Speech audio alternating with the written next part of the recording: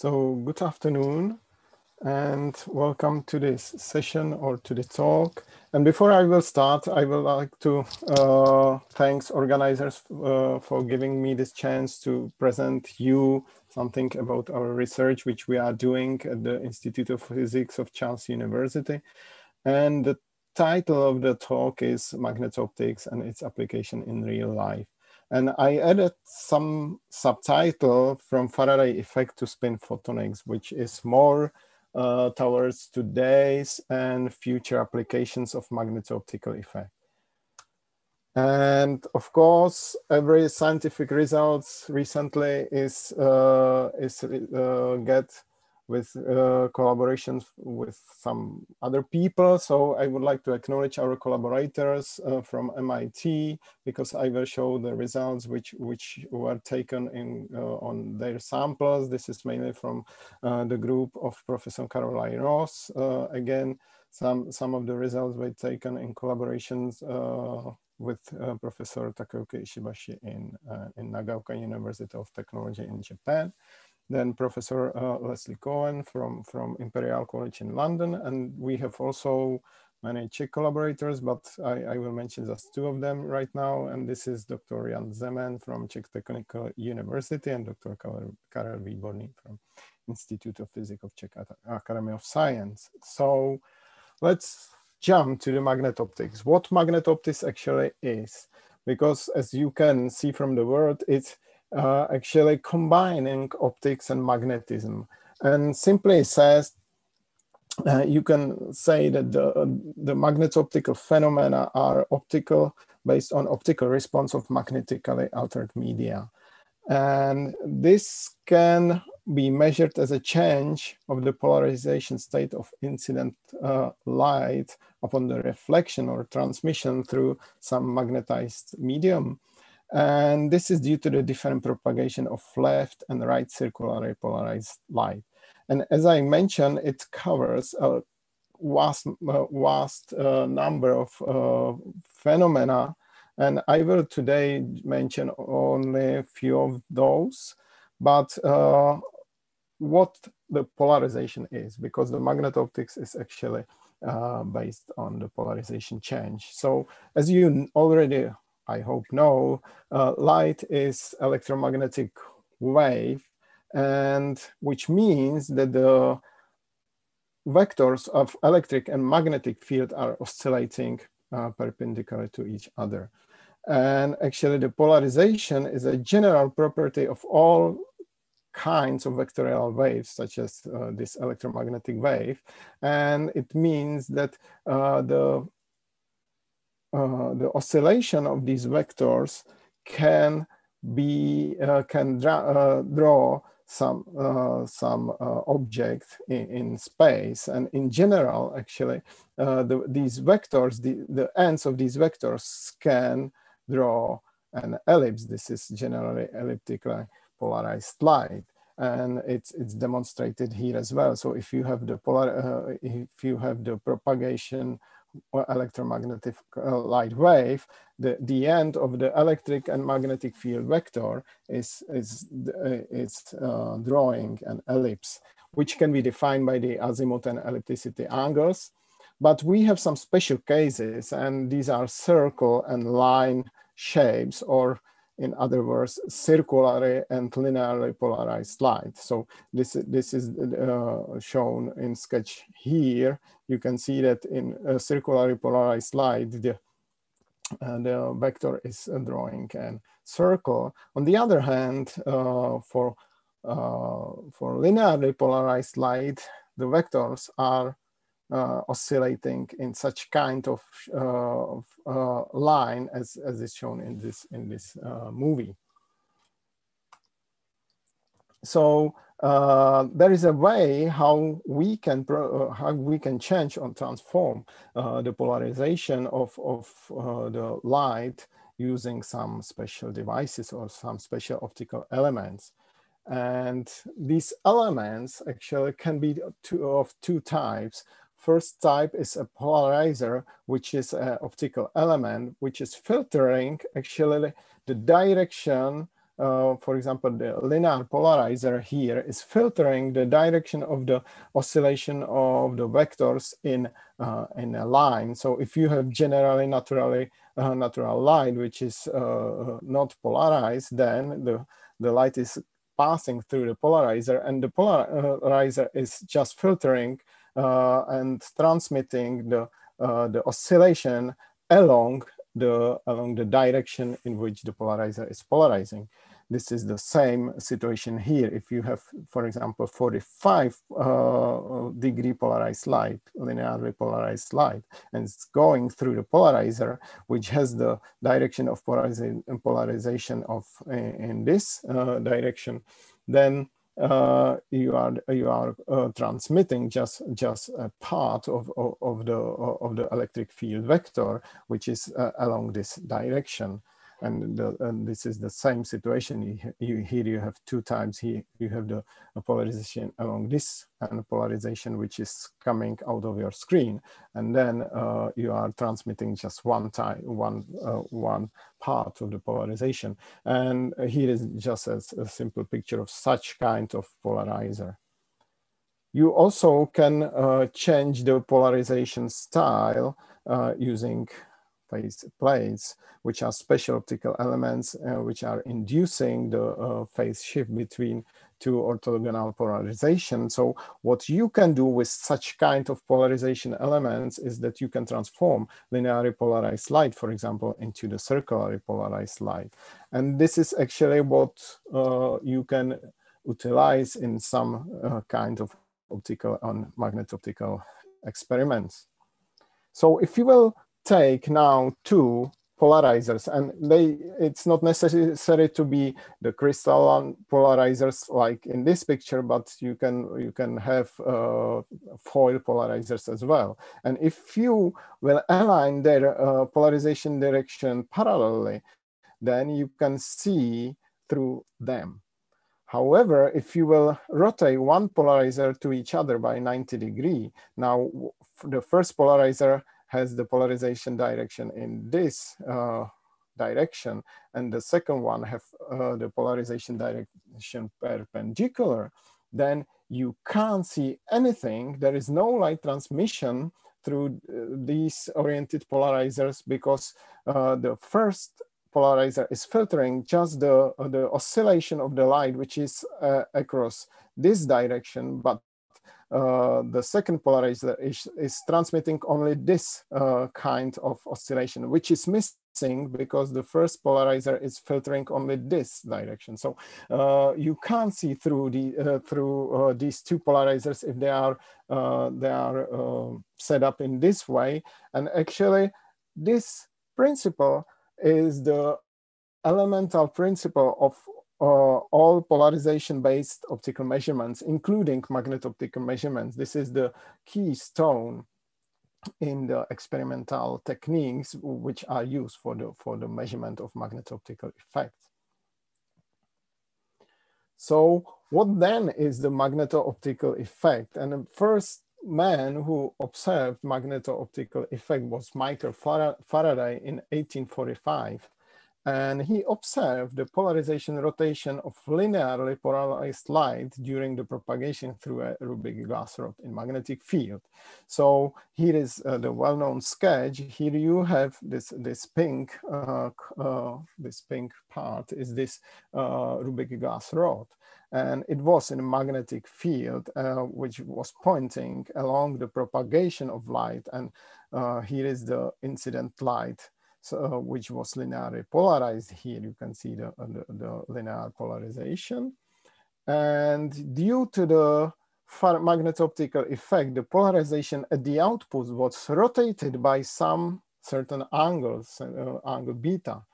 And actually, Michael Faraday was quite surprised, and he wrote some notes in his journals. And what was crucial then, and it's still interesting today, is that there was a sentence, there was an effect pronounced on the polarized rate, and thus magnetic force and light were proved to have relation to each other. And actually, this was one of the first ideas that the light can be electromagnetic wave. So this was just the first of these ideas. And I don't know if Michael Faraday was a smoker or not, but in this picture, he's not holding a cigar, but he's holding this this Rubik glass rod in which he discovered the effect, which was then called by his name. And the history of magneto-optics is quite rich and quite long. So from the 1845, which was the first discovery of magneto-optical effect, afterwards, in 1876, Reverend John Carr actually discovered the same effect, but not upon the transmission in magnetized medium, but upon the reflection. And then later on, they have people discovered that you can distinguish between several types of arrangement of this effect with respect to the direction of magnetic field. And along the century, in 1955, actually, this was also a very interesting discovery that you can use polarized light to actually optically change the magnetic order in some material, which means that using different polarization of light, you can then switch the magnetic alignment in the material. In 60s, and I will talk about this a little bit later, they somehow designed magneto-optical memory devices. And actually, I would mention this picture as well, because this was the first experimental demonstration of spin-hole effect in gallium arsenide wire using magneto-optical effect, because here you can see a spin accumulation when you are driving a current through this nanowire. Then your spins are going to one side with one orientation and to the second side with this opposite orientation, and this could be detected by magneto-optical method. So this was the magneto-optics is actually very useful experimental technique to study various physical phenomena. So from the microscopic theory, and now I will just show 2 or 3 slides with some equations which are not that important, but they are just demonstrating what the magneto-optics is. So the optical properties of some magnetized medium which is interacting with light wave can be described at optical frequencies only. The response of the medium can be described only by simple physical variable permittivity. Maybe who doesn't know what permittivity is just index of refraction squared. So in magnetic medium, you can expand this permittivity into the series in terms of magnetization of magnetic order. And if what we are doing, and many people are doing, they are just focusing themselves on the linear term of this expansion and are interested in linear magneto-optical effects such as Faraday or Kerr effect. So since the permittivity is magnetization dependent, the magneto-optical effects, when you are measuring them, carries important information about magnetism of your sample. Then, since the magnetic field or the magnetization is inducing optical anisotropy in the material, this permittivity is not just scalar variable, as you know from high school, but it has general permittivity or general tensor form, which is quite difficult, let's say, but you can somehow make this more easier form into the more easier form if you are using some symmetry rules. So why is this permittivity important is that when you do spectrally dependent experiments, and I will show this a little bit later, when you are measuring the magneto-optical effect with independence on the wavelengths of light which is impacting the material, then you can get information about the electronic structure of such material, which is quite important when you are designing new types of materials for certain applications. So this permittivity tensor has the diagonal elements which are covering just pure optical effects like reflectivity, transmission, and so on. And these off-diagonal terms then describe the magneto-optical effect. From the microscopic point of view, the magneto-optics originating from the electronic transitions from the states which are splitted due to the magnetic interactions like exchange interactions and then spin-orbit coupling. And as you see, these arrows have different lengths, and if you will then show the absorption spectrum, which is different for the left and right circularly polarized light, then you can see the difference. And here, if you want, for example, if you want to have this exchange interactions, this is 0, then as you can see, the absorption spectrum for left and right circularly polarized light is the same. So this is not inducing any magneto-optical effect. So if you don't have magnetic material, then you don't have magneto-optical effect. As well as if you don't have the splitting due to the spin-orbit coupling, then these transitions have also the same energy and occur at same wavelengths of the incident light, and then again you don't have any magneto-optical activity. So both spin-orbit coupling and exchange interactions are necessary for magneto-optical activity. And this is very important for the material design because you can somehow influence the spin-orbit coupling using selective doping of the materials, for example. And as I mentioned, the length of these arrows is actually the energy of the light which is necessary to excite the electron from the ground state to the excited state. So if you then use in your measurements the wavelength dependence of the magneto-optical effect, which means you do some spectroscopic measurements, you can then get the important information about the electronic structure, because you will then get an information about the energetical separation of the excited and ground states. And indeed, this is what people are doing when they are doing magneto-optical research. And you can then find that for any electronic transition, you can have an absorption and dispersion of the permittivity. And actually, you are not measuring the permittivity directly, but you are measuring a ratio of the reflection of the S-polarized wave, and the ratio of the S-polarized incident wave and P-polarized outgoing wave.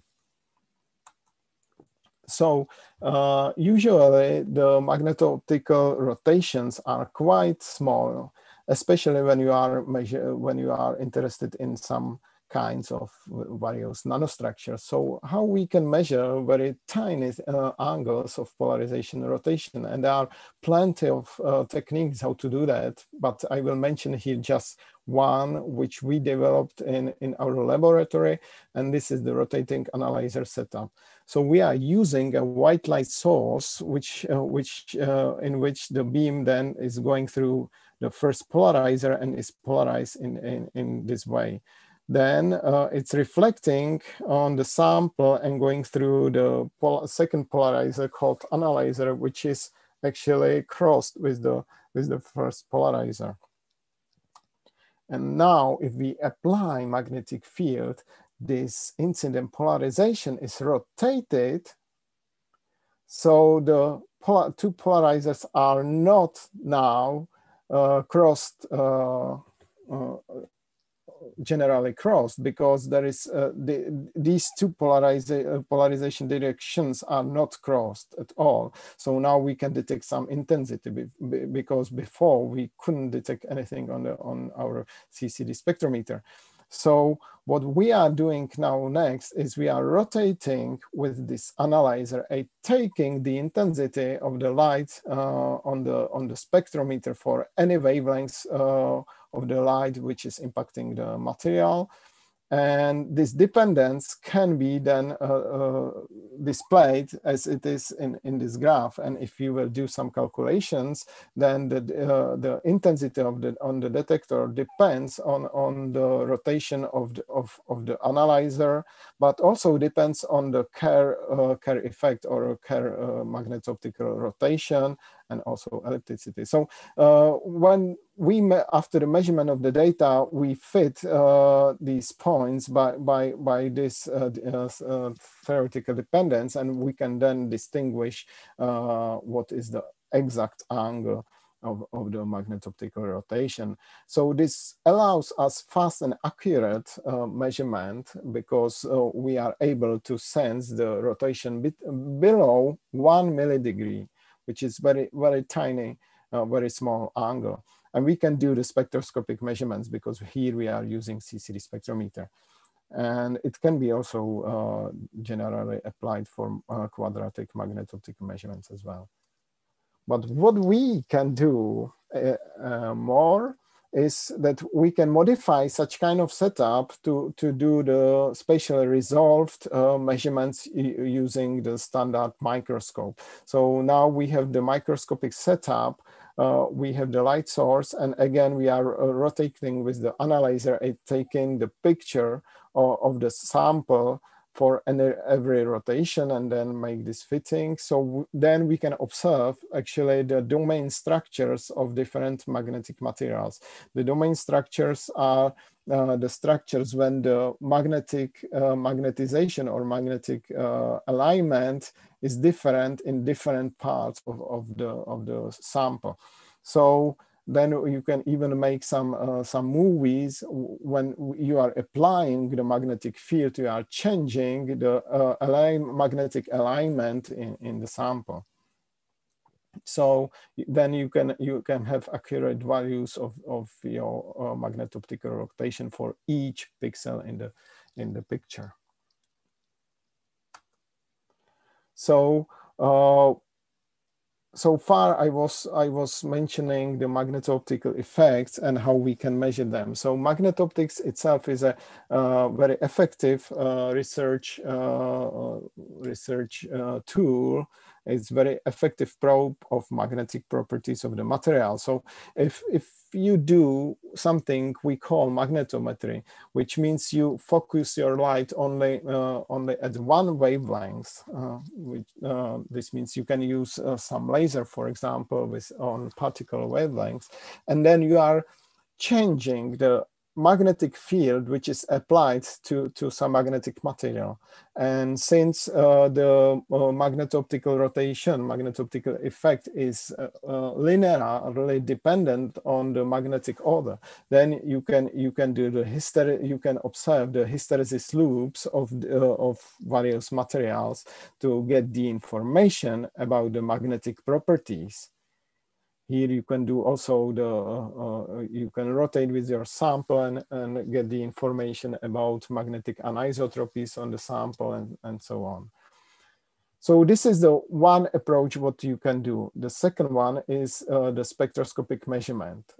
This will give you the information about the electronic structure, because as I showed already, the microscopic origin of magneto-optical effects is based on the quantum nature of the matter. So you apply constant magnetic field to the investigative material. The best way is to use the magnetic field as high as possible to magnetically saturate the material. And then you are changing the wavelengths or the energy of the incident light and measure the rotation. So then you can get the spectrally dependent magneto-optical effect, and with the help of some calculations, you can then derive the part of the permittivity tensor, which is directly related, and there are many theories how to do that. Directly related to the electronic transition in the material. So then you can describe or try to describe the electronic structure of the investigated material with respect to the band structure and so on.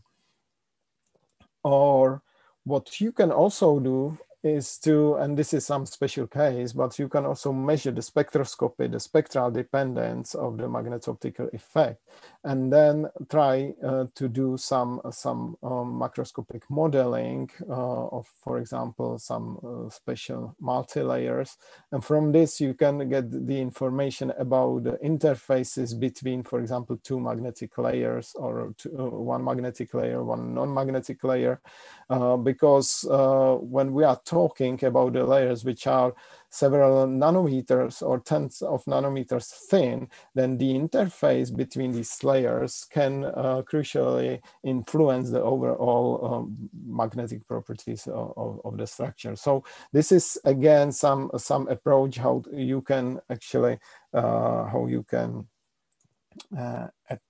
the magneto-optical or magneto-optic experiments as a probe tool. So this was just like general introduction to the magneto-optical effects and techniques. And now I would like to show you some of current research on the potential magneto-optical applications, which can probably lead to something we try to call spin photonics. And this I will show you at the end of this presentation. So first of all, I would make a step aside and mention one magneto-optical application which was somehow already discontinued, but it was magneto-optical recording, which was developed by Sony company and adopted by Canon and X companies. And in this recording, these were just these tiny mini diskettes, and the recording was done based on the magnetic material. So you inside or on the disk, you had the parts where the magnetic order was pointing upwards, and parts where the magnetic order was pointing downwards. And this was your 1 or your 0. So you were then using a laser which was polarized and reflected from this kind of medium, and due to the polarization change, polarization rotation, because of this magnetic alignment, then you should sense some intensity on the detector, or you can't sense, depending whether you are reflecting from the part which is 0 or which is 1. And here is some domain or some picture when you can see the black dots are the 1 domains, and the remaining is 0 domain. So this was quite interesting technology, and actually it allowed to go up to 9 gigabytes for 5.25-inch diskette in 2008. So it wasn't that bad, but the rapid development in the SSD and hard drive technology quite killed this recording. So one of the interesting applications of magneto-optics is magneto-optical detection of malaria. And actually malaria is a very bad disease. It's impacting the human body, and actually it is impacting the red blood cells. And these cells, the malaria is eating these cells, but the malaria likes just a part of the blood cell. And the second part, which it is leaving in your blood, is actually poisons for her. So the malaria is creating something which is called Hemozoin Crystals. This is the remaining of your blood cells, and actually these crystals are paramagnetic. So if, as here is shown, if you will put these crystals into the magnetic field, they will align across the magnetic field. And if they are aligned, then if you will shine a laser light through them, then they will change the polarization of the impacting laser radiation. So this is actually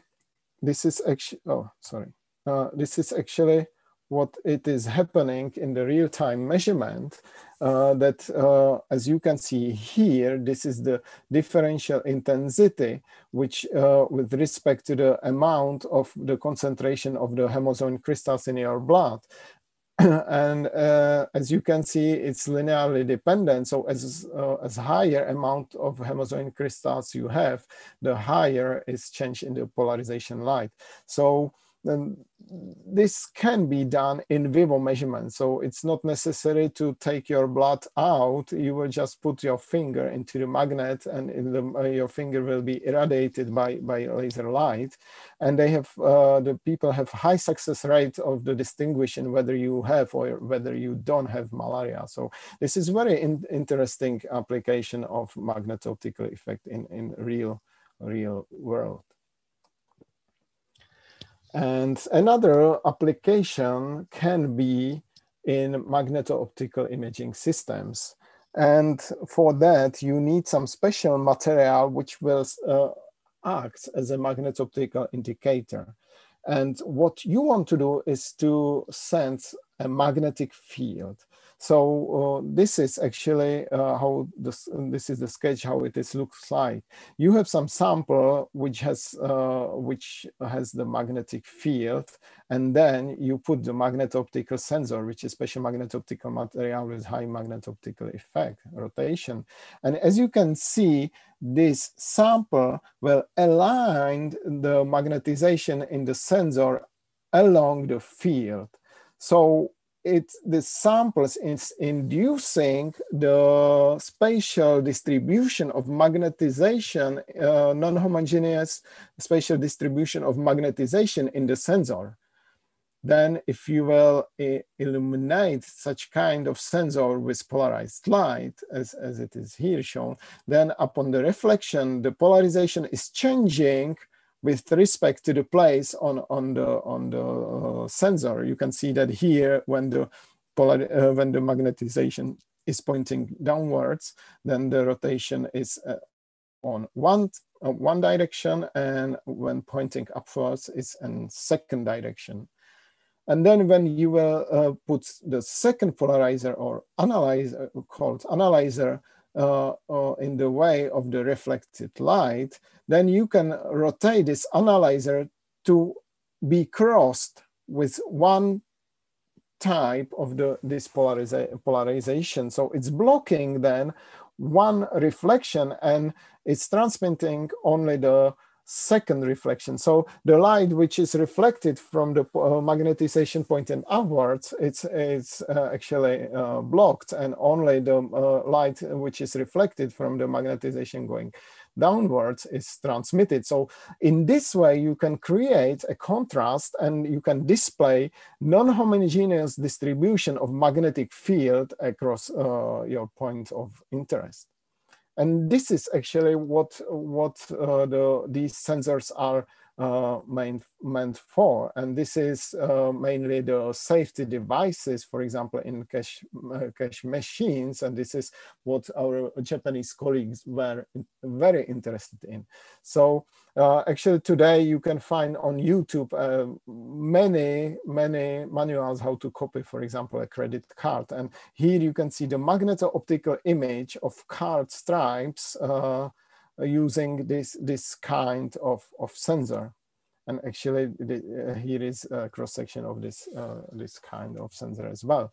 So then, what people want to do is to implement such kind of devices into the cash machines for instant analysis. And this is actually not applicable to only to the bank cards, but you can apply this also for bills, because these bills actually are printing using magnetic ink. So then you can display actually the stray field, the magnetic field from this ink using Magneto-Optical method.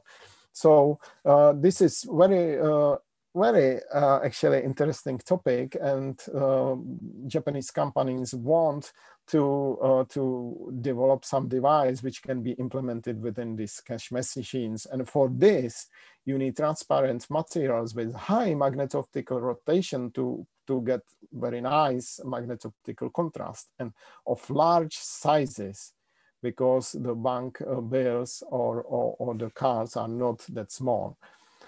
So how to do that? And for this, the people were using and still are using a family of materials, which is actually magnetic or ferrimagnetic garnets.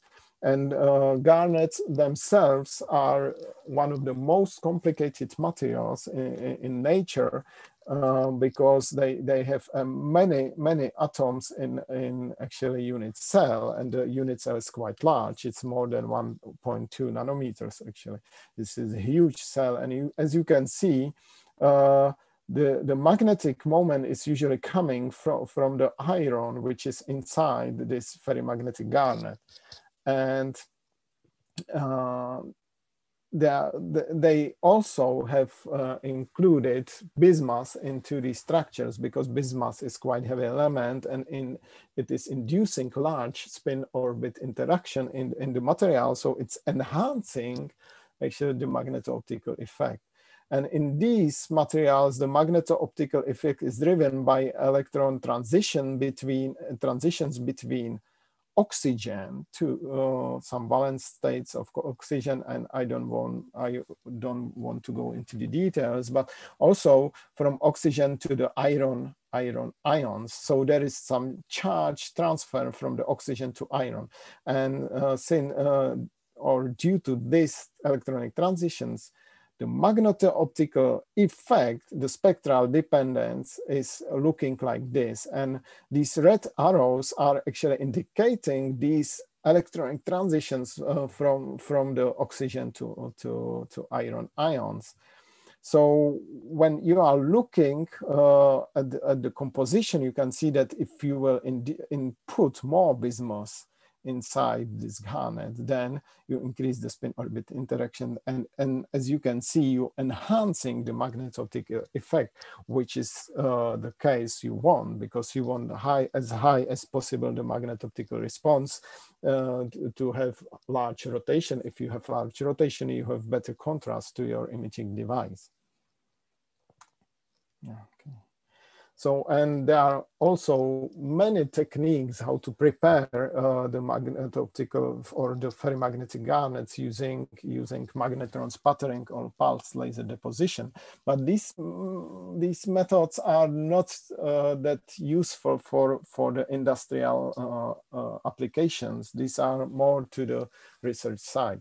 So our colleagues in Japan, they have developed the method based on metal organic decomposition, where you are just putting some metal organics on the substrate, then spinning the substrate to get the equal distribution of the metal organics across the substrate. And then they are actually heating up the substrate, they are annealing the substrate and obtaining the thin magneto-optically active layer.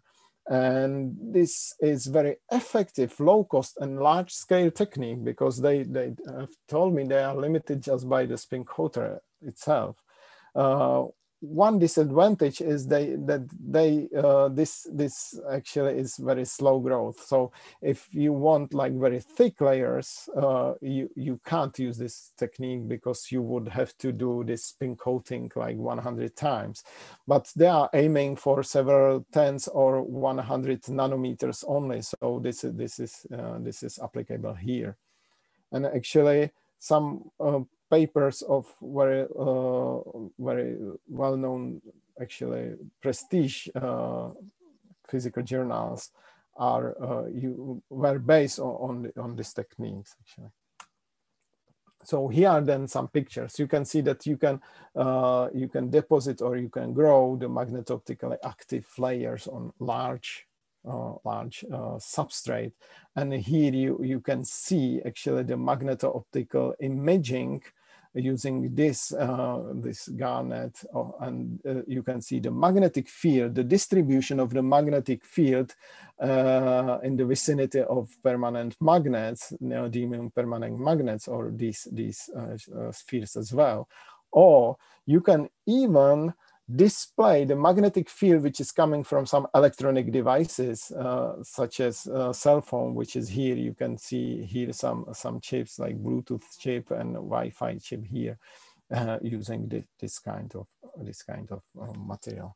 So actually these materials can provide high magneto-optical contrast, and they have just 200 nanometers. They are just 200 nanometers thick, and they can even be responsible to AC magnetic field up to 2 gigahertz, or they are aiming for 5 gigahertz. It doesn't matter right now, but the purpose is to display some stray magnetic field from different sources, like electronic devices or these bills and bank cards, to have some security measurements. So this was one of the applications when you can use the magneto-optical effect. Another application is in the display industry. And as you probably know, there is rapid development and there are like huge requested from the display industry, because people want more and more detailed image in their TVs. So today the HD TV is quite like standard. Maybe it's going out, and it's replacing by 4K TV. And if you will look at these numbers, you can see that if you have HD TV 127 diagonal, then the pixel pitch, which is the distance from each pixel, is something like 576 micrometers. And if you have 4K TV, you are going down to, of course, like you will go to half, so to an 88. And if you want to do the 8K TV, which the Japanese guys were aiming for, then you have 144 micrometers in pixel pitch. Then if you will focus on some cell phones, which have much smaller diagonal of the display, then this pixel pitch is going down and down. So today, the people are now developing the devices for 8K displays, or they are developing the technology which will be able to display 8K. There are already some of these TVs are in the market already, but we should be careful about that as well, because then one full movie will take like 4 terabytes of your data. So this is coming with the disadvantage, or the people are also developing some techniques how to store fast and accurately store a huge amount of data. So what are the requirements? I just listed a few of them, but I would point out the high contrast, fast pixel switching, which means you want as high as possible the refresh rate for your TV or for your games. You want high pixel density, which means as much detailed picture as you can get, which means small pixel pitch. And of course, you need low energy consumption, because this is the big topic right now. You can also want the 3D imaging, and that's where the magnetoptics coming into the play, because current 3D display technology is depending on the special glasses, which are based on the polarization transmission for left and right eye, and they have disadvantages like narrow viewing angles or crosstalks. So this is something like back to user experience usually. And so the researchers now are coming to some spatial light modulators, which could actually provide a holographic picture, 3D holographic picture.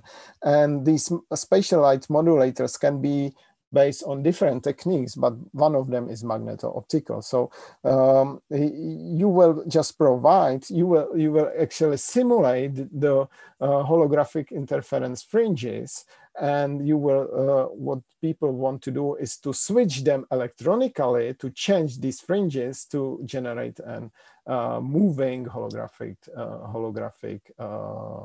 picture. Here is an example. If you have calculated hologramic recording, and then you will illuminate such kind of structure by laser light, you will get these watches, for example. And the magneto-optical spatial light modulator is actually working on the same principle as the magneto-optical indicator. So you also have an array of pixels which are illuminated by linearly polarized light. And after the reflection based on each pixel, the polarization is rotating on one or second side, depending if the first magnetic layer of the pixel is pointing upwards, or the magnetization is pointing upwards or downwards. And then there is a second polarizer which is blocking one polarization and is transmitting the second one. So then if you have this kind of image, then you can display this image using this kind of display. And there are plenty of ways, like how to switch this free magnetic layer of the pixel, for example, using some spin polarized current, or you can use, for example, some piezoelectrically induced strain. But here is a comparison of the pixel size, time response, and modulation method. So as you can see, you can do such kind of thing, and you can also generate the holographic display using just LCD, liquid crystal display.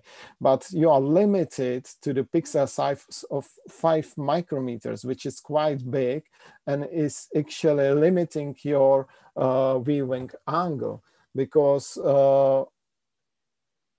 when you want large viewing angles, you need smaller pixels. You need much detailed these interference fringes.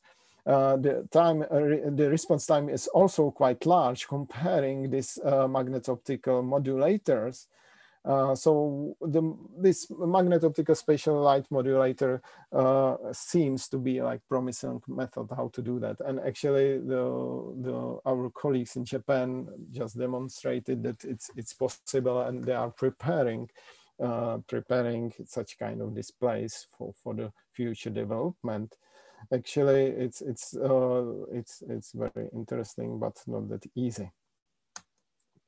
So one of the material you can use for this free magnetic layer can be, for example, gadolinium iron, which is the material which has 2 ions, iron and gadolinium. Both have a magnetic moment, but pointing in opposite way.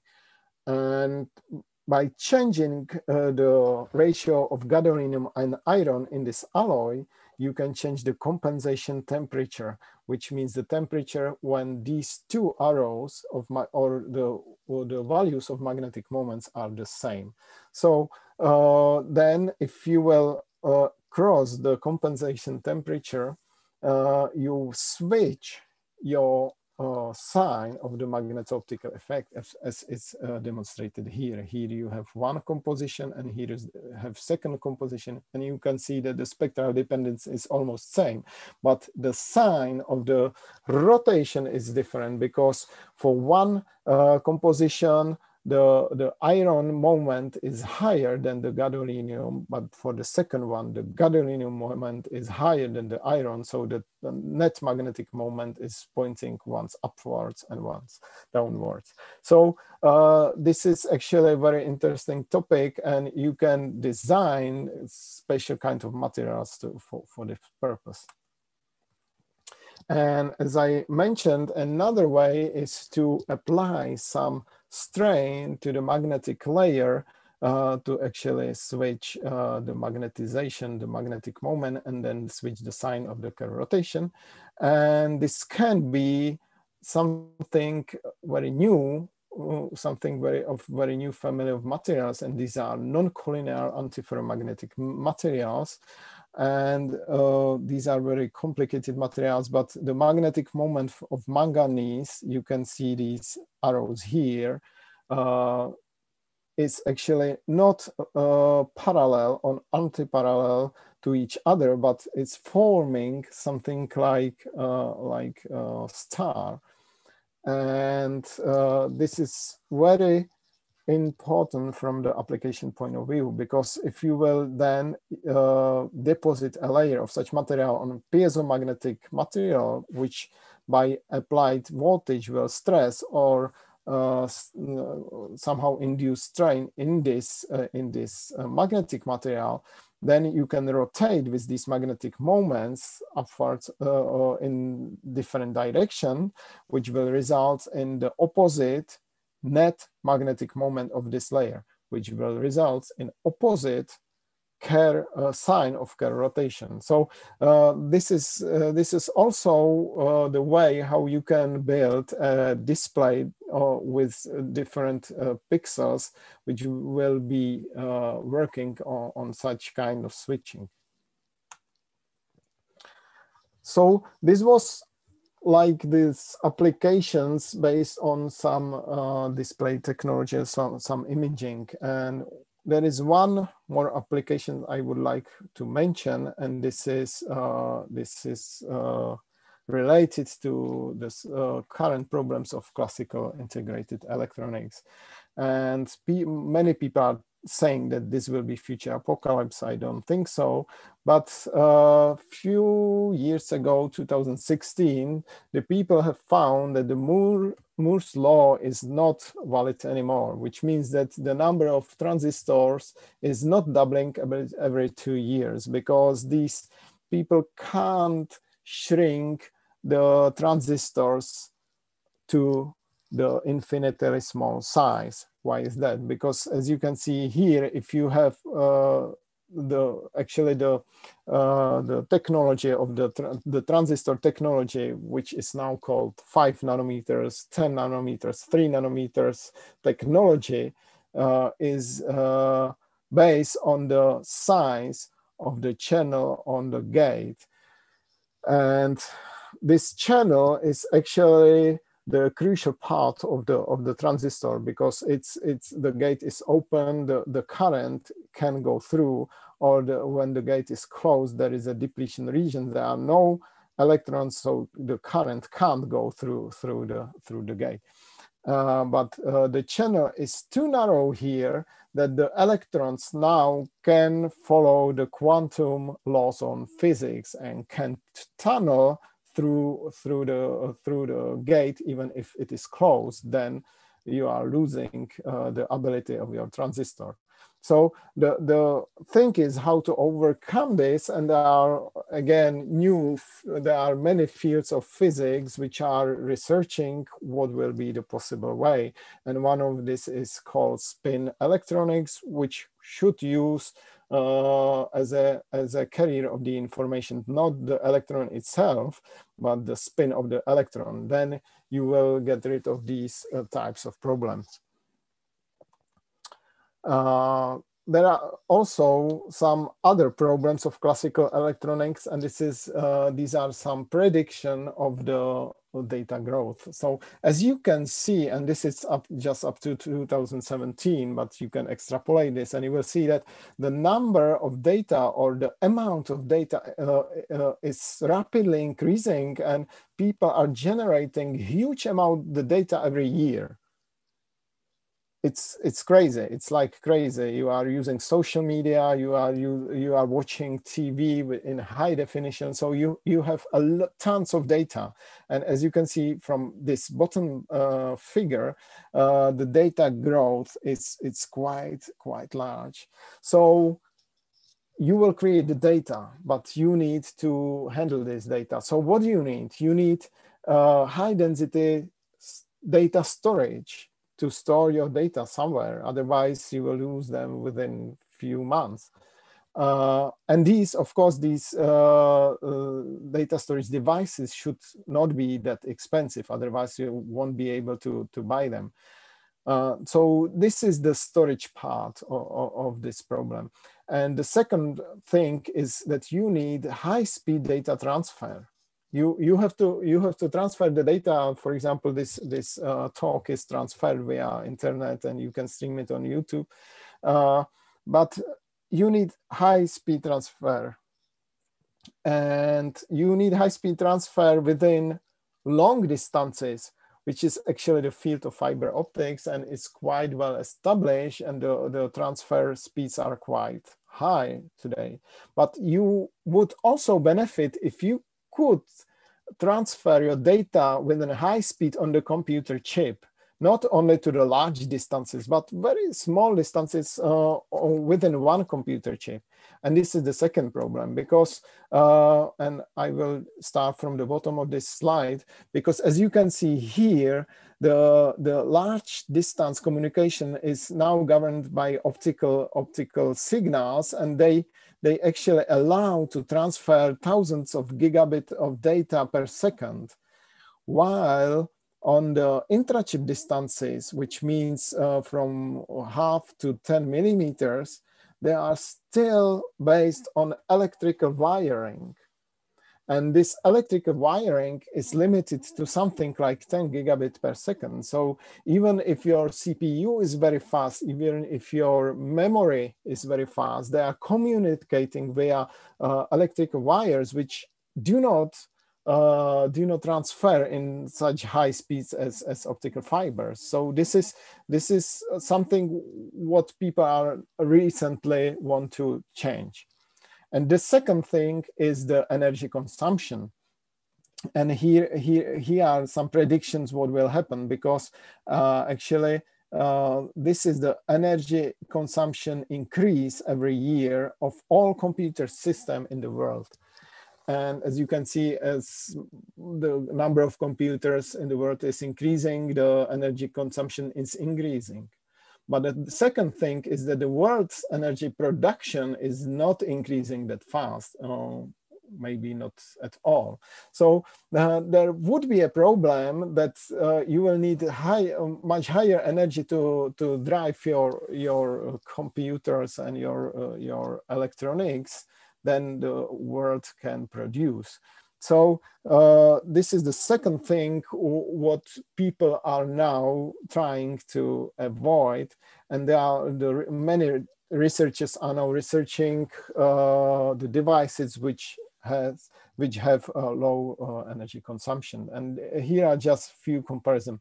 If you have your hard drive, then to write 1 bit of the data will cost you from 10 to 100 nanojoule of energy.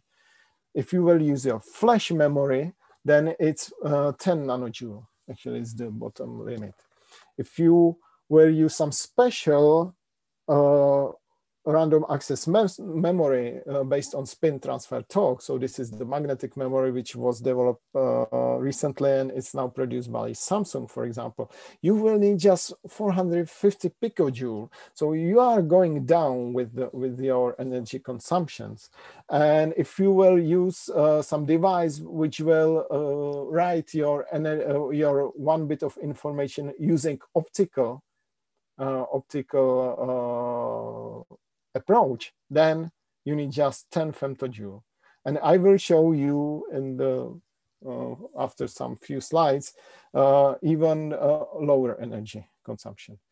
So let's now a little bit talk about this data transfer. And here are now first attempts to overcome the limit of electrical wiring. So in this paper, scientific paper recently in 2000, I don't know, 16, 18, there was a single chip microprocessor that communicates directly using light. And actually, here is a sketch, and here was it was based on the laser, which then was as a light source for the communication. But in this case, there was no magneto-optical isolation device, which would prevent the back reflections coming from the imperfections of the waveguides, because you do these waveguides by lithography, even though from this picture they seems like quite ideal. The sidewalls are not actually flat, so there are some back reflections which are coming back to the laser, and the laser is a little bit destabilized, that you are losing your signal. There is a high signal to noise to signal ratio, and you have like bad communication. So this would be great if we would have something like integrated magneto-optical isolation device, or let's call it optical one-way. So this is actually what people are doing in the field of magnet-optics, because so far you can commercially buy bulky magneto-optical isolator or magneto-optical one-way if you want, and it's used in laser physics to prevent the back reflections from the optical elements come to the laser and destabilize it. So how it is working? It's quite easy. Or quite simple technique. You have your incident light, which is going from the laser, which is here. And first it's polarized along this, let's call it vertical direction. This polarized light is then going through the Faraday crystal, which is in magnetic field. So this vertical polarization is rotated by angle of 45 degree. And then here is the second polarizer, which transfers or transmits the light in 45 degrees. So all the light is going through. When there is a back reflection from, for example, lens, which is situated somewhere here, then the reflected light is now polarized in 45 degrees. It's going through the Faraday crystal, but now the thing is changing, because the magnetic field is now pointing on the other way as in forward direction. So the polarization is not compensated. The rotation is not compensated to vertical direction, but is rotating 45 degree more. So now it has 90 degree polarization, the light here. Now, and since this polarizer transmits only for vertical polarization, and this is horizontal polarization, and there is no part which is vertical, then the whole light is blocked and nothing is going to the laser. And for these applications, again, ferromagnetic garnets with high Faraday rotation are used usually.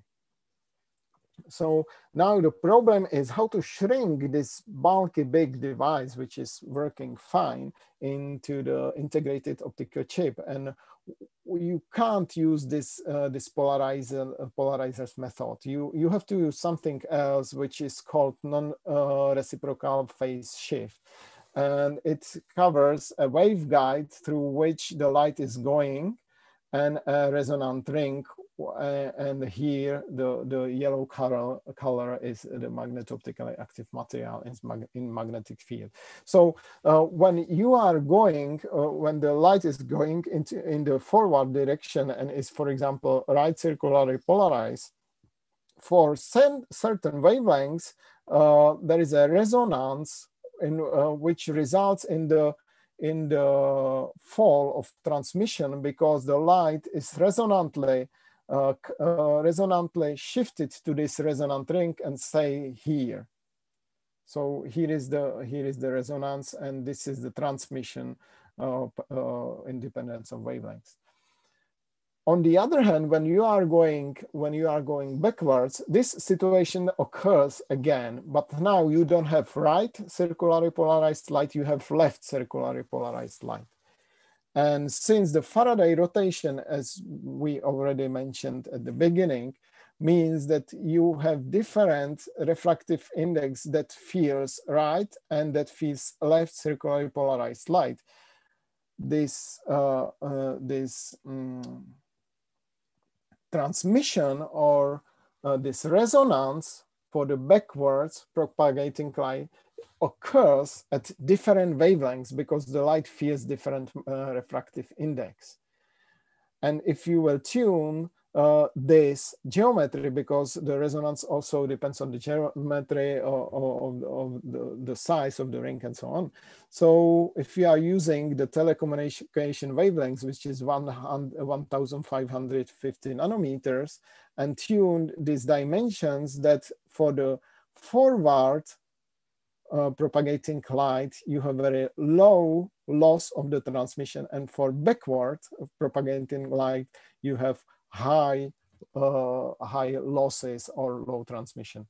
So only the thing you need is to prepare some magneto-optically active material on the substrate, on the silicon substrate, and this is actually the key point and the biggest problem of current magneto-optical materials, because we talk here about ferrimagnetic garnets, which have very large unit cell, more than 100 atoms are in the unit cell, and then you want to deposit or prepare thin film of such kind of material on very small unit cell of silicon. So it will result actually in amorphous layer, not crystalline layer, which has almost no magneto-optical activity and very high absorption by itself. So you can't use it actually for these integrated magneto-optical devices. So people are now looking what to do in this situation, and there is a high demand for new silicon compatible materials which are not based on garnets, but also silicon compatible composition of ferrimagnetic garnets, because our friends in MIT, they have found some special treatment, and they can now prepare these kind of garnets on silicon substrate. And these are, for example, cerium or bismuth doped yttrium iron garnets. Actually, when you look at the spectral dependence of the magneto-optical effect, you can see that that in the infrared part, low energy region, actually 1550 nanometers is 0.8 electron volt. Here, you can increase the magneto-optical activity using cerium doping, because the cerium have some crystal field transitions, which will enhance the magneto-optical activity in infrared region. And you can actually, you can achieve very high figure of magneto-optical figure of merit, which is a ratio of the Faraday rotation. This is what you want as high as possible. And the optical absorption, this is what you want as lowest as possible. So then you can prepare thin films which have almost the same figure of merit as bulk crystals, which are the most perfect structures made from these materials. And this is just a slide which was maybe interesting only for me. But when you cool down the layer of such kind of material, you are inducing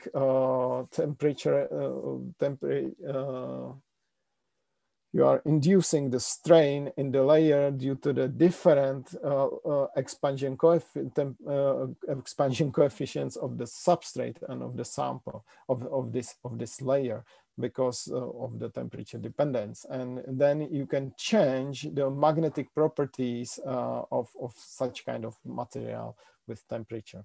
So this is not that important.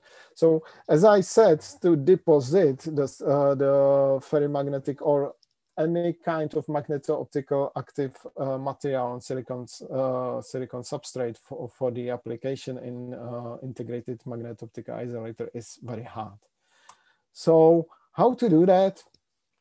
you can do more ways, and I just here picked one of these which we were interested in recently, and this is the deposition of bismuth substituted yttrium iron garnet, because as I showed and as I told you, the bismuth is actually increasing the magneto-optical effect. When you see these pictures, you can see that with higher amount of bismuth in yttrium iron garnet, you have higher Faraday rotation because you are increasing the spin orbit coupling. And you can deposit this kind of material on the silicon substrate using some seed layer. They call it seed layer, which is just yttrium iron garnet. So if you will use pulse laser deposition, when you will illuminate the target of this material which is depositing by a high power laser pulse, then you can then deposit the layer. And after depositions of these two layers, you rapidly increase the temperature to several hundreds of degrees, and which will end up in the recrystallization of such kind of layers, because before this rapid thermal annealing, they would be amorphous, but if you will heat them up, this YIG layer is actually functioning as a seed layer, and the whole structure is recrystallizing, and you can obtain a polycrystalline layer with very nice Faraday rotation at the telecommunication wavelengths. So this is very, very interesting, and actually you can also have very low optical absorption of such kind of layers because of the higher quality using this recrystallization. So you can prepare this, and you can have quite high figure of merit of such kind of materials. And so this is actually what you can use for the integrated optical circuits. And this is just a cross-section from electron microscope, scanning and transmission electron microscopes. And here you can see the whole structure. Here you have the waveguide, here you have the SiO2 cladding layer, and here is actually the garnet layer.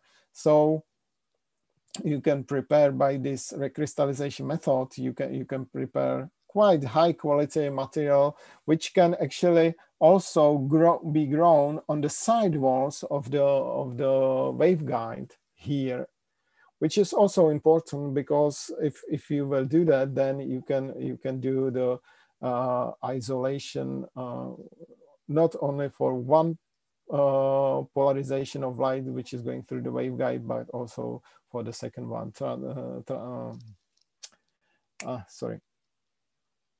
transverse magnetic and transverse electric polarization. So these were like the ferrimagnetic garnets, and just few examples, 2 examples of other more exotic materials, which is cerium oxide, which is doped by hafnium and cobalt. And based on the amount of the hafnium inside the cerium oxide, you can actually change the electronic structure, which is here calculated by first principles calculations, and you can then tune the optical absorption. You can see that you can bring the optical absorption towards lower energy region, or you can shift it towards a higher energy region. So it depends on the wavelengths you want to use, for which you want to use this isolation device. And also the Faraday rotation quite depends on the amount of the hafnium inside this material. And here are just pictures from the transmission electron microscope and some elemental analysis. You can see that these all elements are evenly spread across the layer. So these are not the cobalt. Actually, the cobalt is not clustering, not creating nanoparticles, which would be bad for this. So you can tune the materials for the certain applications of the magneto-optical effect, which is this demonstration. And there were other material which is quite complicated. It's some perovskite structures, strontium, gallium, cobalt oxide, and there were cobalt nanoparticles in it. As you can see here from transmission electron microscope, the cobalt is now here in the elemental analysis clustering. And the cobalt clusters are actually enhancing the magneto-optical activity, which is very good actually for the application. The bad thing is that since you have metallic cobalt in the material, the optical absorption is actually increasing. And when it's increasing, you can't use it for the transmission type of devices because you will lose the signal. The light will be absorbed in this kind of device. So this is not so convenient for magneto-optical isolation devices. So, and at the end, I would like to show or share some thoughts what will be the future of magneto-optical applications. Still, it will be advanced experimental tool which people are using, but what people are trying, and we are trying as well, is to combine the spintronic or spin electronics concepts together with photonic concepts, and sometimes even plasmonic concepts to create something we call spin photonics. And which means that you might be able to create a device when you will switch the magnetization of the material by light, and the material will control the polarization of the light. So it can be the way to do something like all optical transistor, and I will show some pictures a little bit later. So the Spintronics approaches, so what we need for this is to precisely control the magnetic alignment in some kind of materials. And there are tons of ways how to do that.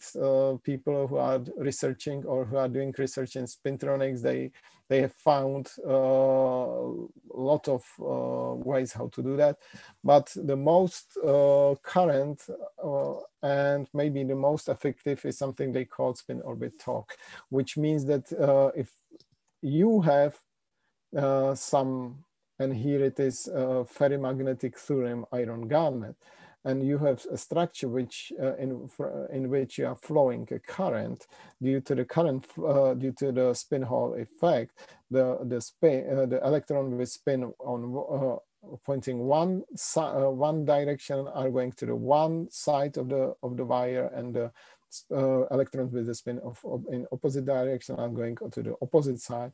And these spins actually on the side are influencing the magnetization or the magnetic order in this ferrimagnetic material.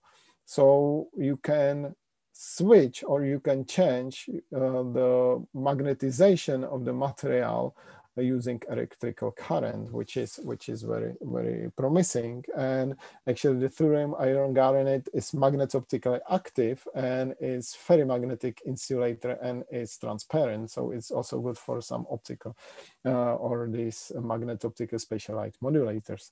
Other types as barium, some barium hexaferrites, and this is one way how you can electrically control the Kerr rotation in some device like these pixels of holographic displays. And we have researched some types of these garnets. It's actually not thorium, but terbium iron garnet, which has actually even the compensation point. So when you are heating up or cooling down the sample, the garnet, then you can switch the sign of the Kerr rotation, and you can control this by temperature, for example. And this is actually one of the last slides. And here, the people recently demonstrated something which is very interesting. And this is the way how to control them, or how to switch the magnetic order in ferrimagnetic garnet using very fast femtosecond laser pulses. And here is then the evolution of the magnetization within the time. This is dynamics of magnetic order. and here is the magneto-optical microscope picture. So you can see here that if you impact the garnet using polarized light in one direction, you can create a part of the material where the magnetic alignment is pointing along, for example, upwards. And then when you will use the incident light with other polarization, then you will erase it. So this is very fast laser-induced writing of the information to some magnetic material, and it's fast ever read-write even, because they claim actually in this paper that they can achieve this write-read within 20 picoseconds. So it's quite fast. It's orders of magnitude faster than the hard drive or flash memory. And also claim that it generates low heat. Actually, it needs quite small amount of energy to write it, because if you will recalculate this energy consumption with respect to the 1 bit which is used in the hard drive, which is 2020 times 10 nanometers, cubic nanometers, then you need just 22 attojoule of the energy, which is crazy. It's very small, but it's some like cheating, because you don't have the laser pulse. You can't focus the laser pulse to such small area. This is violating the diffraction limit and all physical laws. So this is just recalculation with respect to the 1 bit in the hard drive. But you can use actually some techniques how to confine the light in such small area, and this is